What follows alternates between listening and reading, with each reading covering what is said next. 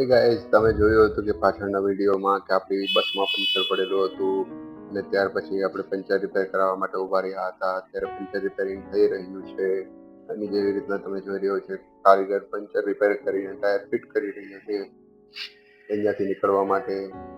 એમાં હવા ભરવી અને ટાયર એકદમ કમ્પ્લીટ કરી જનરેટર ચાલુ કરી અને હવા ભરવાનું ચાલુ કર્યું છે. ત્યારબાદ આપણે જોઈશું કે કઈ રીતના ફિટ કરે છે અને અમારી આગળની જર્ની કઈ રીતના રહે છે. બન્યા રહો મારી સાથે.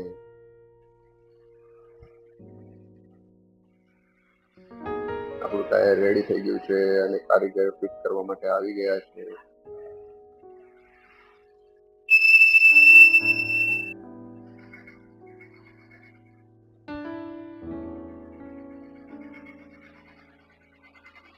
ટાયર ફિટ કરવામાં થોડી વાર લાગી રહી હતી એટલે મારા પપ્પા પણ એમને હેલ્પ કરવા માટે પૂછી ગયા હતા. સાથે સાથે મારા પપ્પા પણ એમને હેલ્પ કરી રહ્યા હતા બોલ્ટ ટાઈટ કરવામાં અને બધી રીતે. અત્યારે જે પ્લેટ ફિટ કરે છે મારા પપ્પા છે.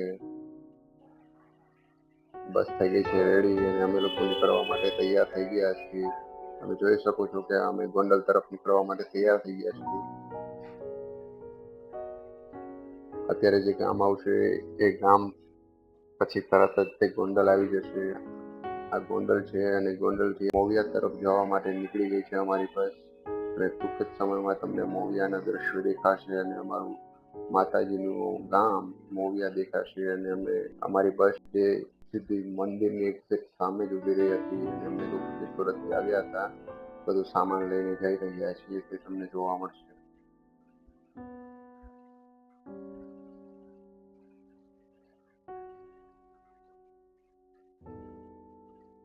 આ મોવિયા ગામ આવી ગયું છે અને હમણાં અમારી બસ ઊભી રહી છે હું તમને બતાવું.